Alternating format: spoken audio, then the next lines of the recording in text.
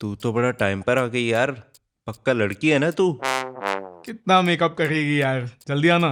तुझे कैसे पता मेकअप करने में ही देर हो रही है? मैं तो टायर। अब तू ये मत बोल कि तू टायर चेंज कर रही है। यार तुम तो टाइम पे आ जाती हो, हाउस हेल्प होगी घर पे।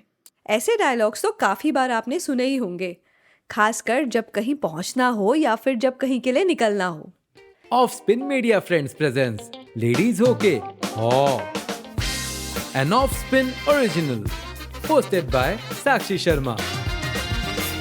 हाय everyone, welcome to your own show ladies okay हॉ, और मैं हूँ आपकी होस्ट साक्षी। हमारी सोसाइटी में लड़कियाँ जब लेट होती हैं तो सबको मोटा मोटी एक ही रीजन समझ में आता है, बंदी लेट है मतलब मेकअप एंड ड्रेसिंग अप ही वजह है। कॉलेज वाले डेज में याद है वो बंदा जो चिल करते हुए आराम से हर क्लास में 5 मिनट लेट आता था, और वो बंदा जो पूरे पसीने से लथपथ फूलती हुई सांसों के साथ, जिसकी शर्ट का हाफ पोर्शन पैंट से बाहर और टाई हमेशा टेढ़ी रहती थी, और वो लड़का जो हमेशा ऑटो खराब होने का बहाना मारता था, और वो भी जो हमेशा यही लिखता था मैसेज में, बस ऑलमोस्ट देयर। आई नो कुछ लड़कों को अपनी कॉलेज वाली गर्लफ्रेंड याद आ गई होगी जो हर डेट पर ऑलवेज लेट, और कुछ लड़कियों को वो बॉयफ्रेंड जिसने एक बार लेट होने पर ना 5 दिन तक सॉरी बोला होगा। पर विमेन डेट का मतलब हमेशा ड्रेसिंग अप और मेकअप वाली बात ना नहीं जमती। मेल हो या फीमेल, सक्सेसफुल होने के लिए पंक्चुअलिटी तो जरूरी है। हाँ, पर फीमेल से एक्सपेक्टेशंस काफ़ी हाई हैं। वर्किंग हो या होम मेकर, सब काम करने के बाद भी she should look elegant, beautiful, sexy and stylish. और मेन का क्या है, बोल दो बस कि मेन विल बी मेन। सुनिए प्रमिता जी जमशेदपुर से, टैक्स कंसल्टेंट, उनका क्या कहना है इस बारे में। एक्चुअली ऐसा कुछ नहीं होना चाहिए, पर है लड़कियां क्या बहुत पंचुअल होती हैं लड़कों के मुकाबले। उनको बहुत कुछ करना होता है, ठीक है। लड़कियों से बहुत एक्सपेक्टेशन लड़कों का होता है कि वो परफेक्ट लगे, ड्रेसअप होके आए, ठीक है। और इसमें टाइम लगता है, पर लड़कों को जनरली हम जैसा जानते हैं, वो लोग ना मेकअप करते हैं ना कुछ करते, बस ऐसे ही आ जाते हैं, ठीक है, फिर भी लेट होते हैं। लास्ट बात एकदम सही बोली इन्होंने, मेकअप भी नहीं करते और फिर भी लेट हो जाते हैं। रही बात पंक्चुअलिटी की, तो कुछ फैक्ट्स लेके आई हूँ।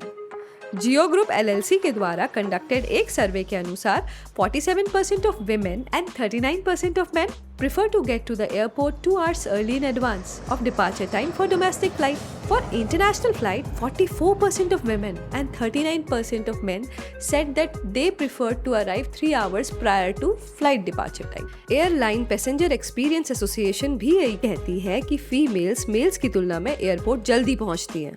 हाँ, पर मेल्स के और फीमेल्स के लेट होने के कारणों में डिफरेंसेस तो जरूर है। सुनिए reasons behind men getting late from Meena Manral ji, 64 years from Noida, who is retired government officer, education department. आजकल पुरुषों का लेट होने का सबसे बड़ा कारण है मोबाइल। जब भी ये मैच आते हैं तो ये मोबाइल में चिपक जाते हैं और फिर उसको देखते हैं, एक ओवर और देखने दो, एक ओवर और देखने दो, कहते कहते लेट कर देते हैं। वो टॉयलेट में जाते हैं तो टॉयलेट में ही बैठे रहते हैं, फिर बोलना पड़ता है कि भाई निकलो, अब जाने का टाइम हो रहा है। इसके साथ साथ इतने ओवर कॉन्फिडेंस में रहते हैं कि समय देख के चलते हैं कि हम इतने मिनट में अपनी दूरी पूरी कर लेंगे, और रास्ते में अगर जाम लग गया या मौसम खराब हो गया, रेड लाइट हो गई, तो फिर चिड़चिड़ाते रहते हैं। यही इनका सबसे ज़्यादा लेट होने का कारण होता है। अरे क्या बात है, पॉइंट्स तो बढ़िया दिए मीना जी ने। मैं तो कह रही हूँ बॉल एकदम बाउंड्री के बाहर ही पहुँचा दी है, मज़ा ही आ गया। ऑफिस में देखिए, कुछ टिपिकल मेल्स और कुछ टिपिकल फीमेल्स होती हैं जो हमेशा लेट होती हैं, और हम उन दोनों के बारे में ना ज़्यादा कूल नहीं महसूस करते। पर women are usually targeted more, specially dressing और मेकअप को लेकर। Let's find out why. According to an article named Participation at Working India 2014-2022, women participation in work has dipped from 36% to 33%. अब जब इतनी कम महिलाएं काम करेंगी और उनमें से कुछ लेट हो जाएंगी तो पूरे जेंडर पे प्रश्न उठेगा ही। फिलहाल के लिए ये फैक्ट्स हटा भी दें तो इम्पॉर्टेंट बात ये है कि पंक्चुअल तो सबको ही होना चाहिए। कभी कभी तो हस्बैंड जब खुद लेट होते हैं तब भी अपनी वाइफ की तरफ इशारा कर देते हैं दिखाने के लिए, जैसे मैडम के सजने की वजह से लेट हुआ हो।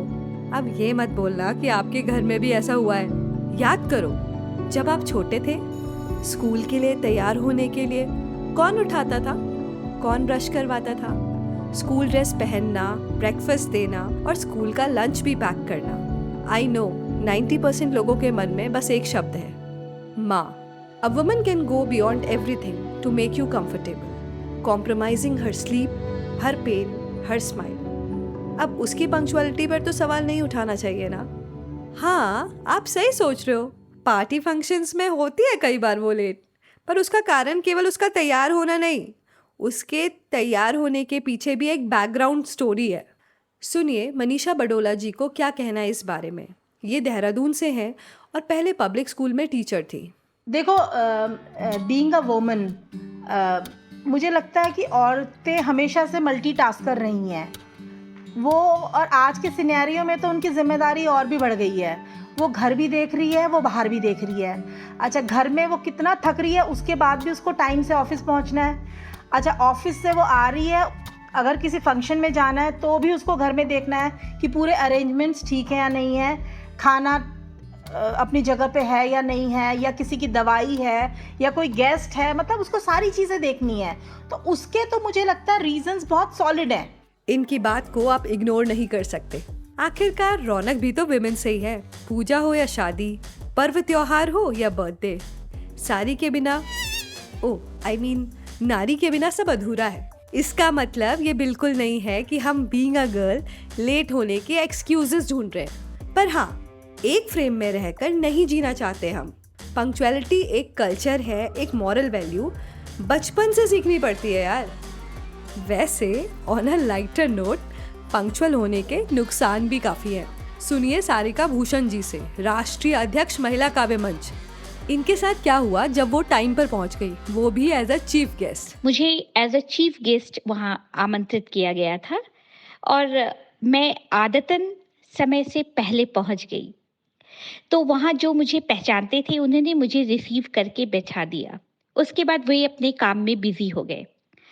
उसके बाद वहाँ लोग आने शुरू हुए और वे मुझे उस चीफ गेस्ट की कुर्सी से बोले कि मैम हम लोग इधर बैठते हैं क्योंकि कुछ गेस्ट आने वाले हैं। उसके बाद जब प्रोग्राम शुरू होने का टाइम तकरीबन 40 मिनट बीत गया, तब उनके बीच में खुसर फुसर होने लगी कि अब चीफ गेस्ट हमारी आती होंगी। तभी क्या हुआ कि जिन्होंने मुझे रिसीव किया था वो मेरे पास आई और बोलने लगी, मैम आप यहाँ कैसे। उसके बाद वहाँ उपस्थित जितनी भी सदस्याएं थी उस गोष्ठी की, जितनी भी कवित्रियाँ थी, वो चूँकि मैं शहर के बाहर थी वो मुझे नहीं पहचानती थी। उन्हें तो बोला कि अरे आप चीफ गेस्ट थी तो आपको समय पर क्यों आई, आपको देर से ना आना था। और मेरी तो हंसी रुक ही नहीं रही थी। तो भैया ये कभी कभी ये नुकसान बर्दाश्त करना पड़ता है। तो क्या सीख लिया आपने?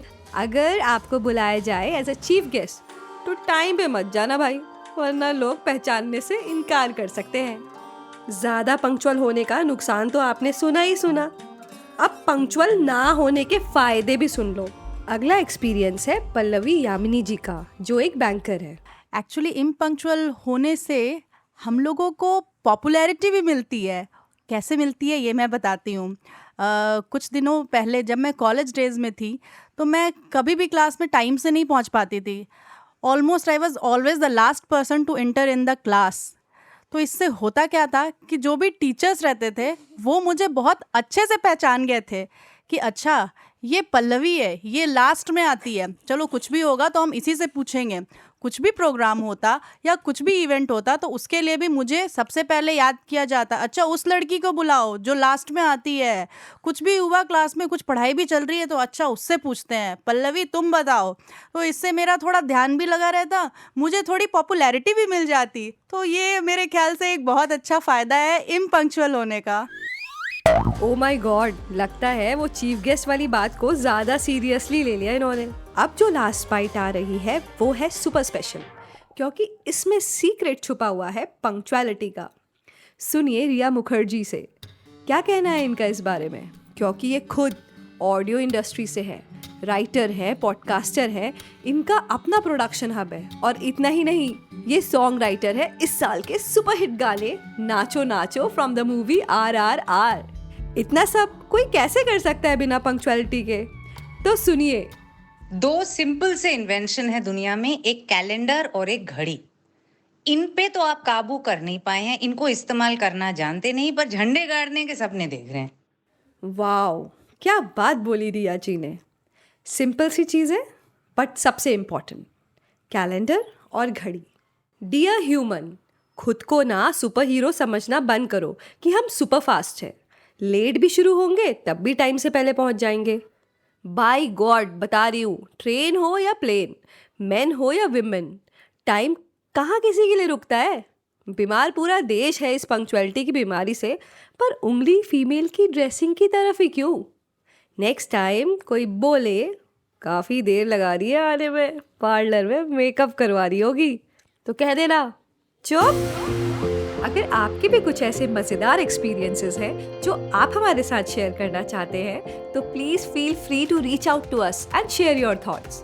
आप हमें कनेक्ट कर सकते हैं हमारे इंस्टाग्राम हैंडल्स पर @offspin_media_friends, @soulfulsakshi and also @ladieshokehaw. You can also use #ladieshokehaw, that is LADIESHOKEHAAAW. Don't forget to follow and share. Till then, bye-bye. See you all in the next podcast. आप सुन रहे थे ladies okay an off spin original, written and hosted by Sakshi Sharma, post production by the Offspin team, produced by Offspin Media Friends. The opinions expressed in this show are personal to the guests and the host and do not necessarily represent the opinions of the producer or the platform. This show does not intend to defame and denigrate any individual or organization in India or outside. The show is created for entertainment purposes only. It does not encourage smoking, drinking, or any kind of substance use. It may contain the use of harsh language that may be considered offensive, rude, or profane by the listeners. It may also contain incidents that mention or describe mental health issues, casteism, suicide, and violence. Listeners are advised to use their discretion.